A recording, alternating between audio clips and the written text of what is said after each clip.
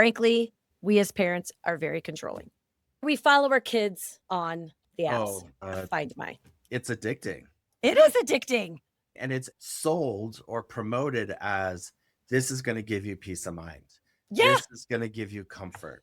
But what it does, honestly, is the opposite. You could potentially, without realizing it, be contributing to a sense of I am not capable of being on my own without supervision.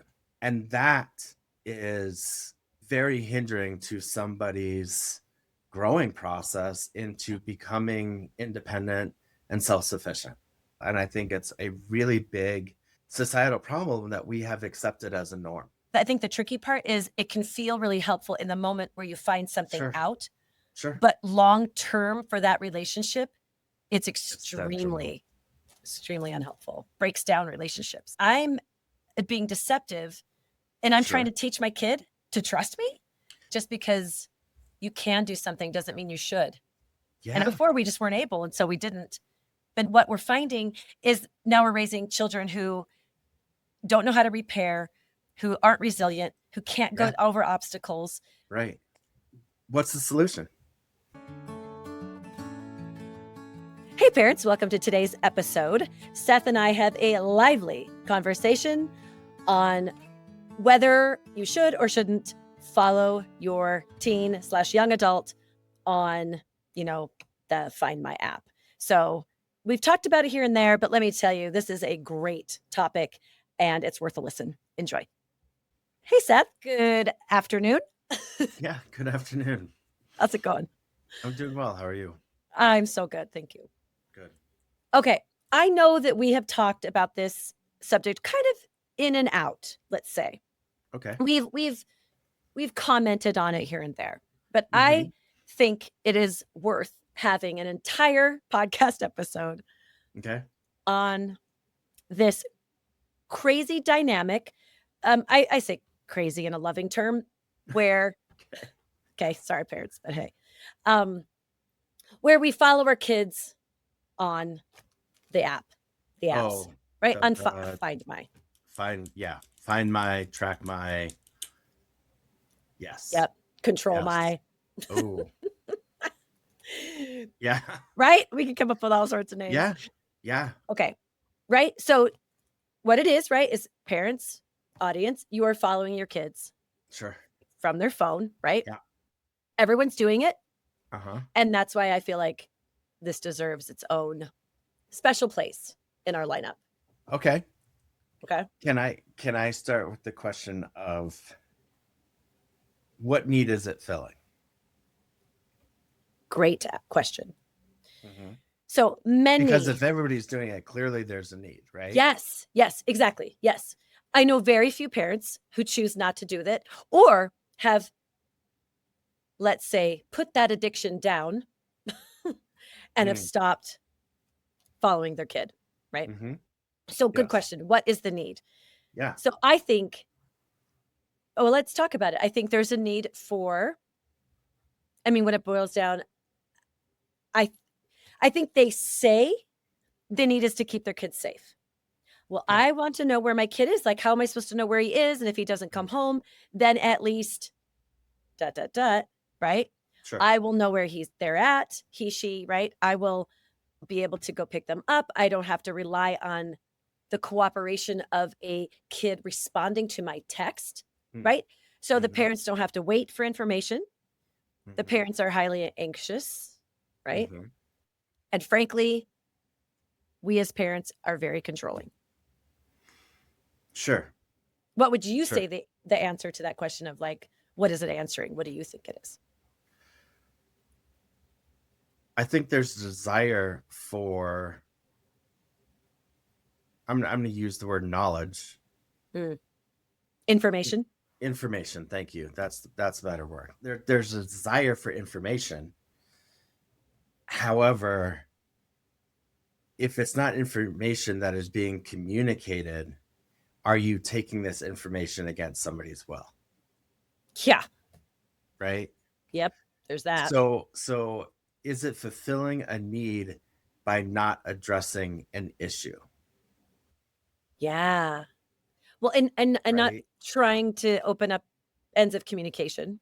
Right, because if there was that open dialogue, that open communication, that quote unquote trust, um, I don't know why I said quote unquote, but if there was that trust that is there, Yeah.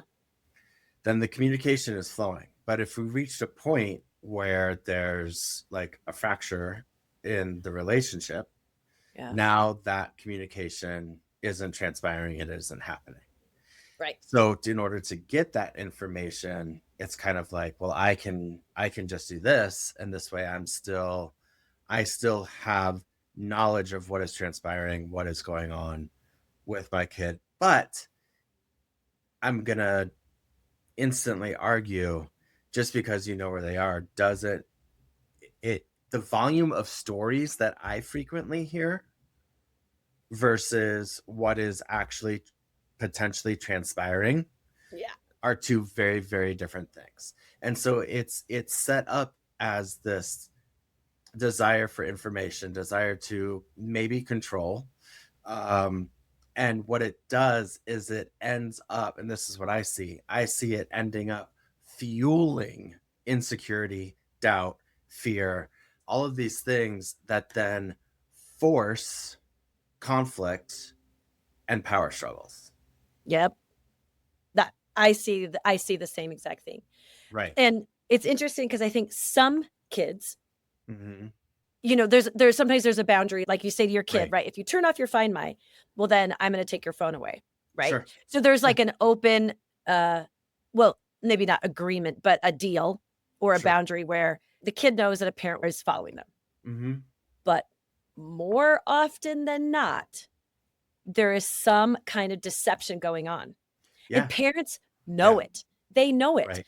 And so that's the tricky part is, for an example, right? Like, okay, fine, fine. I won't follow you on your phone Hmm. anymore. But then they're just going to their kid's room and then there's the iPad or there's the Sure. computer or there's the Yeah. whatever.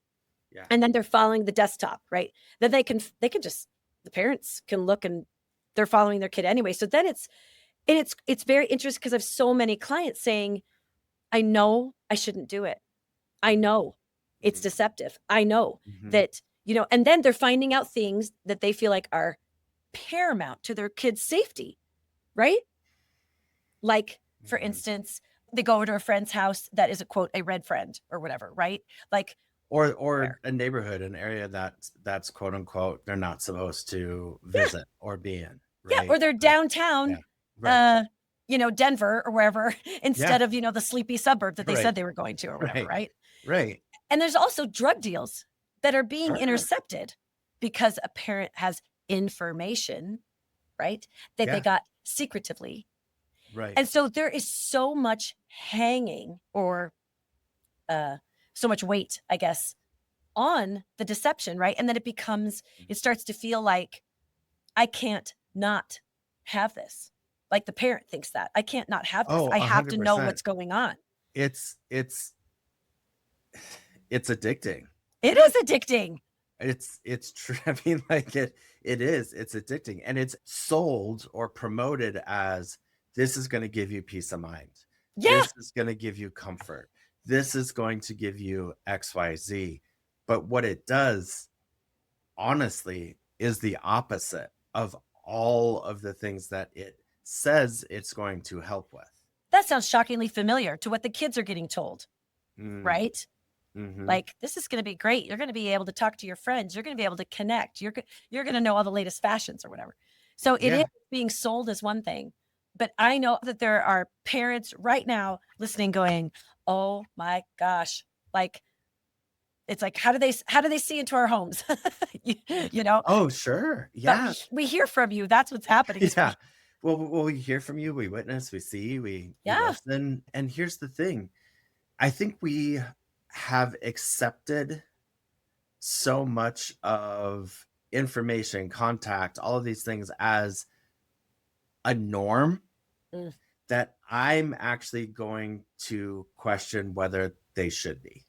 yeah, Because exactly. and I'm going to use my personal experience, and for a lot of parents who, I mean, you didn't grow up with a phone, And if you did grow up with a phone, it certainly didn't have these tracking devices and everything else that's available today. And you learned, there was a discovery process. There was, yeah, I mean, you talk about like not being someplace you're supposed to. I remember getting busted big time, Big time. At one point in my high school years. Guess what? It was, I mean, it was a valuable learning lesson, as well as I just think that it ends up robbing somebody of their autonomy, 100%. which is incredibly detrimental, because you could potentially, without realizing it, be contributing to a sense of learned helplessness, that I am not capable of Yes. being on my own without supervision. And that is very hindering to somebody's growing process into becoming independent and self-sufficient. Absolutely. I think it's a fascinating phenomenon to feel watched. Oh, it right? scares It right? like I don't do anything wrong anymore. I know. And it still bothers me It as an drives adult, yes, it right? drives me crazy. Drives Yeah. me crazy. And just so you know, everybody, this is very fascinating. I only allow one person to follow me. One. I'm not even gonna tell you who it is. It's not my husband. That's funny. And I'm not doing anything wrong. Like, I'm just like Right. living my life. But Right. and I know people have different senses of that. So, and it's fine. We're not saying don't let your spouse follow you. You get to choose No. that. Yeah. What we're Right. talking about specifically is about following your kid. Yeah. And so Yeah. I think it does. I think it absolutely, and you said the right word. I think it does. It robs parents of legitimate connection. Sure. In a way, right? Is that you might feel as a parent, you might feel a sense of connection because you have information that you think is getting somehow expressed to you, but it's not. No. It's like, I hate to say the word stolen, but sometimes it is. It's stolen information or gained in a deceptive way. And so I think there's a false sense of connection, and it's a false sense of control for sure. Oh, absolutely. And every single time when a parent has told me, and please tell me if you're one of my clients, please tell me, because I will honor that with no judgment, even though, right? Because I know there's like this period of time where parents just feels like they have to do it. And I get it, right? But it always ends poorly. It does. It always does. And there's guilt, and this doesn't happen right away, but within time, you start to feel like I'm being deceptive, and I'm trying to teach my kid to trust me. Ooh, You know, I'm right. saying one Like thing think out of about the my mixed message that yeah. act of what you're doing actually portrays. Yeah, Like, and then hey, they are like, well, now I can never tell my kid because they don't want to come, be forthcoming because they're afraid of the outcome, which is rightly, that's going to be bad, right? Their kid's going to be like, what the fuck? Like, you are a hypocrite, right? And yeah, they're you're a feel that. hypocrite. You want me to trust you. You want me to communicate with you. You Ugh. want me to like share things, etc. Okay, so we're in agreement here. Not the best. Not the best. It's not the best thing to do. Not the best thing to do.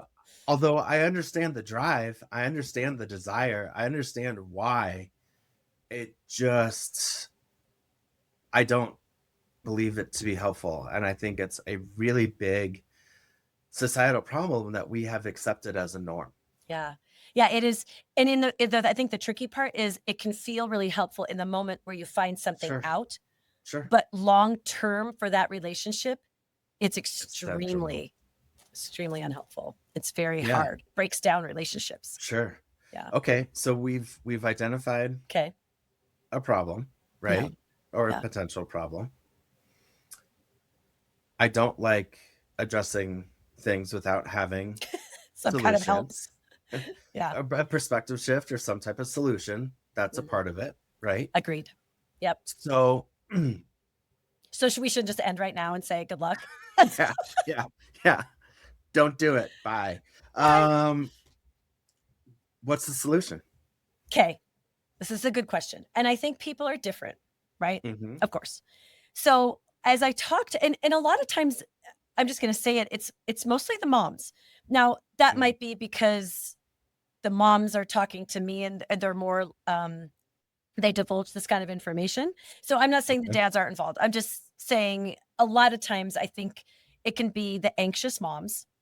Sure. And what it's doing, right, is you think it's helping you with your anxiety, right? The anxiety It fuels your about anxiety, but yes, it does. It fuels your anxiety. But what you think, because in the moment there might be a dopamine hit when you actually like find something out. Like, oh my gosh, they're lying to me.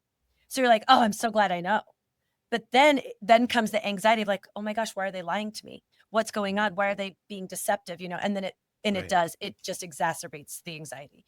So what we have to recognize is, one, this situation is all about you parents.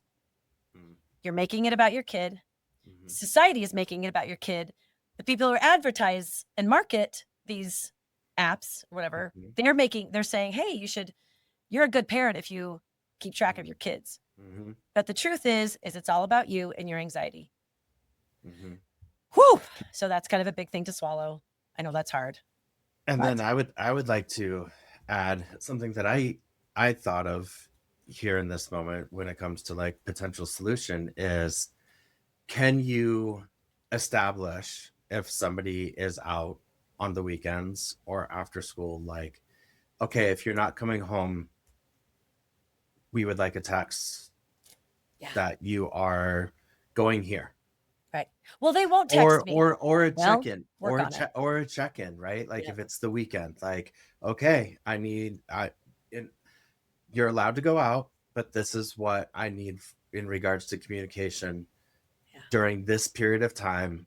Are you willing to agree to that in order to go out? And having that established before they go out, not, oh my God, they're past curfew now. I need to know where they are. Why aren't they texting? This is what I need from you in the moment, and not getting it. So making sure that it's pre-established. This is, in order for you to have the privilege of doing this, this is what I need communication wise. And then I can already hear it in my own head, parents saying, but then I don't know where they are or what they're doing. Right. I know. And my response is, yeah. Yeah. Good. Yeah. Yeah. And then you need to, as a parent, right, figure out how to deal with that and how to live with not knowing. Your brain goes into unknown. Sure. And then we can learn how to talk to our brains and say, it's okay, I don't know. Yeah. And I think one of the biggest things is realizing kids lie all the time. I know. It's a shocker. No. No.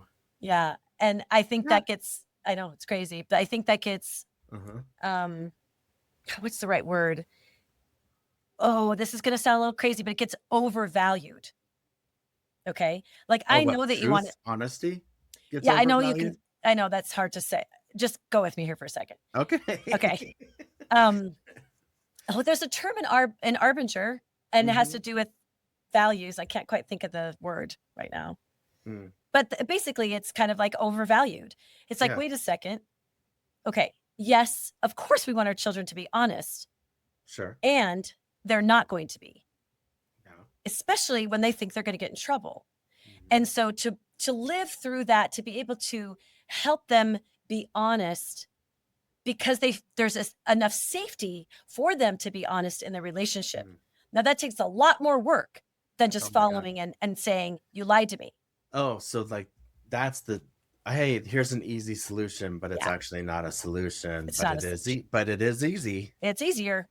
Yeah. Right. Instead of actually working on establishing a safe relationship where your kid can actually come to you and say, hey, I effed up. What are we going to do? Right. Which, I mean, parents would probably be wonderful if my kid actually said, hey, I messed up. Right. But I don't think they're being given even a chance to do that because we're so on top of everything. Right. Right. Yeah. Right. To a hurtful degree. Right. And I just because it came in, I do want to say it real quick. I also think there's this component of, well, if I know exactly where they are, I can go and rescue. My job is to keep my child safe. And so I want to challenge that perspective again, right? Like, safety is overvalued right now. Yeah. Seriously. You know, like I didn't learn risk management by being protected and being safe. I didn't learn how to assess situations. I didn't learn how to navigate for myself. I didn't learn lessons of success or lessons of what I need to work on or what I did wrong. I mean, there's this discovery process within not keeping somebody safe, so true, and comfortable, that is invaluable to them developing into the person that they are to become. Yeah. It's so interesting because I think just because you can do something doesn't mean you should. Yeah. And I think parents are really facing that right now, because before we just weren't able, and so we didn't. But now it's like there's so many ways to control and manipulate and coerce and convince our children.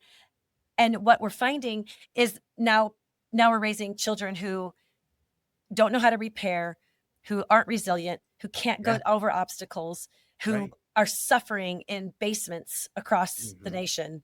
Right. And it's so hard. And it is, I want to say, it's mostly not even your fault, parents. Like, we're just susceptible to all the ads and marketing, just like our kids are. 100%. Yeah. And what's interesting is, I will say this, is the parents who I see get out of this is, one, they are kind to the parts of them who feel like they have to know. Like, I can't move on. I can't like continue my day unless I know where my kid is.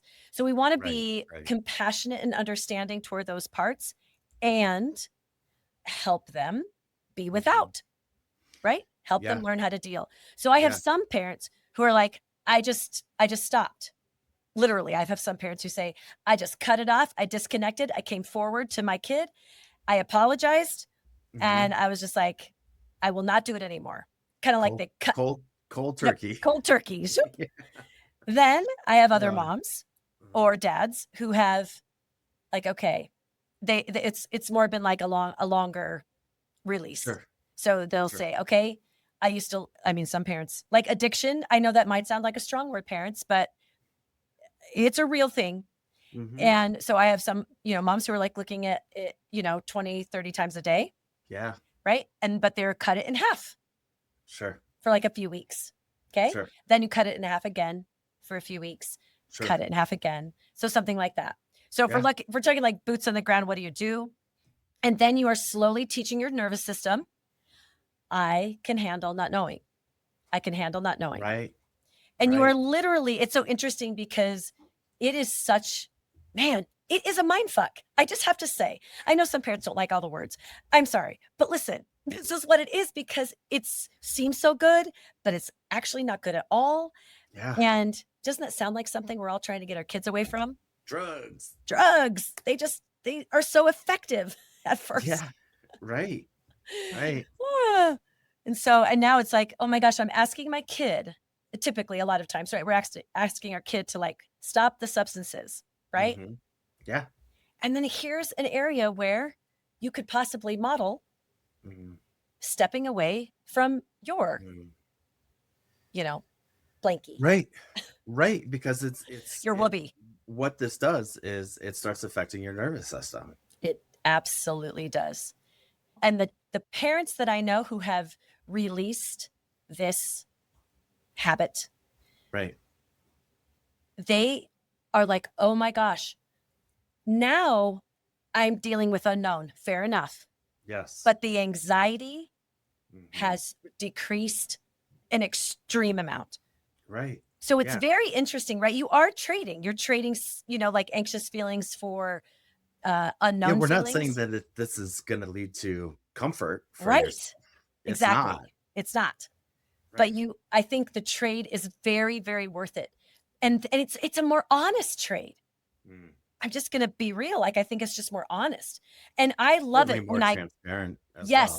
Yes, that's what I mean. Thank you. Yeah. Well, much more transparent. And then you can say to your kid, honestly, not deceptively, what did you do last night? I just have no idea where you were. And then the kid gets to decide, ooh, am I going to lie right now? Yeah. Can my mom handle the truth? Which I know is that statement is going through every kid. Can my parents handle the truth? And often it's, no, they can't. Right. And so trying to figure that out. And I know this is a big jump. I realize that, but we're just going to invite you to think about it. Yeah. Truly. Yeah. And not only just think about it, but if you can start to pay attention to how you are feeling while you are in the process of checking. Oh, I love that. Yes. Awareness is always a good thing to go to. Like, how do I feel before? How do I feel after? Like, what is this? How is this? Is this serving me? Yeah. Yeah. This is a kind of an interesting story, but I have a kid, one of my older adult kids, who's extreme adventure, right? So he will ski, go backcountry skiing all the time. Yeah. And so one day, this is a couple years ago, without any avalanche training, without telling anyone, we're talking not a good deal. And he had a girlfriend at the time and me, who were kind of keeping track of this kiddo, right? He's like 20. I think he was probably 22 at the time. And so he goes off backcountry skiing. And of course, his phone is dead. And he said to his girlfriend, I'll be back in like 3 hours. Never shows. And she calls me, right? And she's like, oh my gosh. And I'm like, oh my gosh.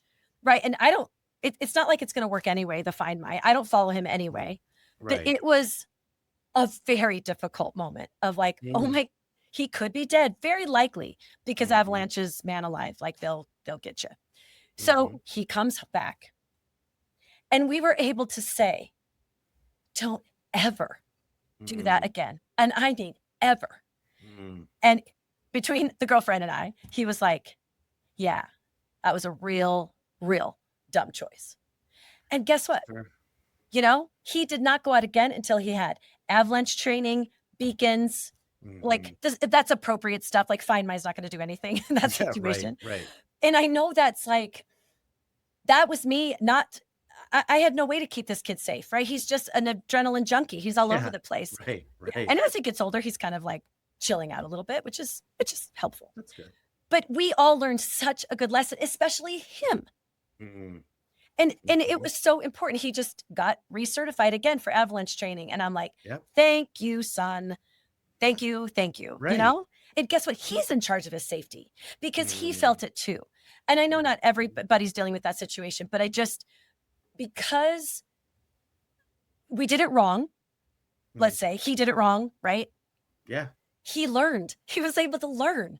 And he was able to take really good movements toward doing it the best way he could. If he's going to do that kind of stuff for all that is love and, good and pure, please. Right. So, and it was such a good lesson. And it was a very hard day. Absolutely. But we're trying to parent for all the future, not just in these moments. And I think we get stuck as parents kind of parenting in the moment. And no, we've got to build a system or a protocol, if you will, relationship that actually spans, decades. Beyond the moment. Yeah, beyond the moment. Right. Beyond and so now he goes, and it's like, he tells somebody, he uses all his stuff, he stays certified. It's like he just has it all set up and he does it now. I don't have to keep this kid safe, right? He's keeping himself safe. So anyway, it is interesting. And it's this really great moment where you don't know what your kids are doing and you call them and they tell you. That's taken years. I was just going to say that's going to take some time, a decent amount of time, but that's ultimately what you're striving for in the long run. Yeah, it is. It's what you're striving for. And now my boys will say, oh my gosh, did you know we did this, Mom? I'm like, no, I didn't. Right. And nor should I have known. Right. So wherever you're at. Yeah. Oh, go ahead. Oh, no. I was just going to say, when I was in high school, my mom had a very strict policy of like, do not tell me beforehand or during, but go ahead afterwards. When it comes, because I was that kid that was, backcountry and doing a lot of things that I probably shouldn't have been doing, or popping off cliffs or whatever, whether it was skiing or mountaineering or whatever the case may be. But yeah, she knew her nervous system and also trusted me. So it was we had this notion of, hey, I'd love to hear about your experience when you get back. Yeah. Because I don't want to worry while you're gone. Yeah. I'm so glad you just said that, because that's one of the things is you felt capable. And trusted. Sure. And that is like, you could, mouth service, right? A parent could, say mouth service all day long about how they trust a kid. Yeah. But their actions are totally saying something else, right? And the kids know that, and they pick up on it, right? It's like, I guess I can't be trusted with my time or my life or my decisions or my friends. So why bother? Yeah. Right. It's like, so if you're not going to trust me anyway, why? What am I doing? What does it matter? Yeah. I mean, I just think it's literally blows my mind. The messages we accidentally send. We don't mean to send that message as parents. Yeah. We don't mean to say you're incapable. We don't mean to do that. But then some of our actions are really directly saying, well, I can't trust you. So, and a lot of times I think parents have to take the leap. It's like because I can hear parents, it's like, well, I can't trust him. I'm like, okay. How are you going to build that? How are you going to invite that? Right? It's not by following them, I promise. Right. Constantly. It's just not. Really, really tricky stuff. Yeah. So. And in the long run, I just don't think that it's healthy for the individual or for you as an individual. Yep. Yeah. Yeah.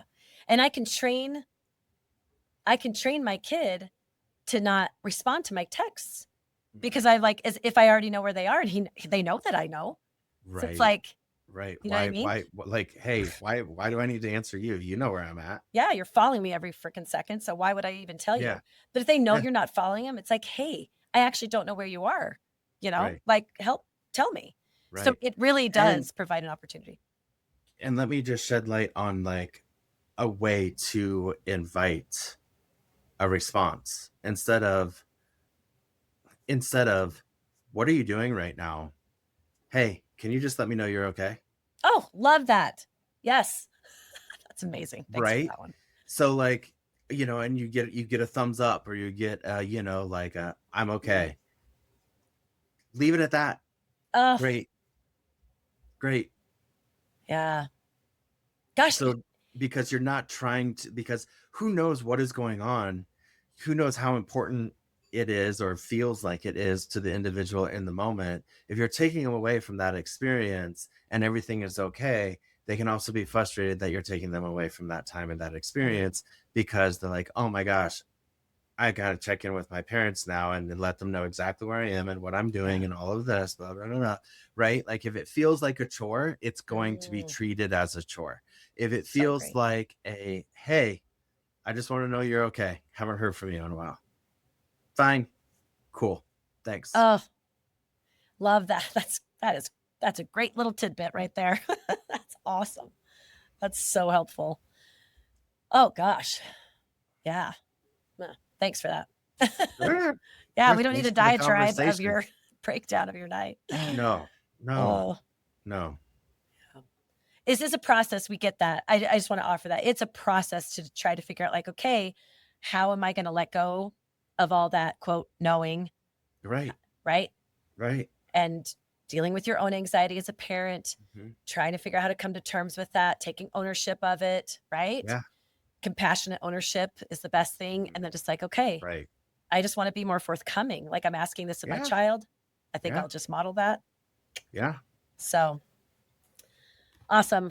What a fun discussion. Yeah. I love it when we get in our soapboxes. Just a little bit. I like it just a little bit. Fair. All right, everybody. Thanks for joining us today. Have a good day. Yeah, take care. Okay, bye.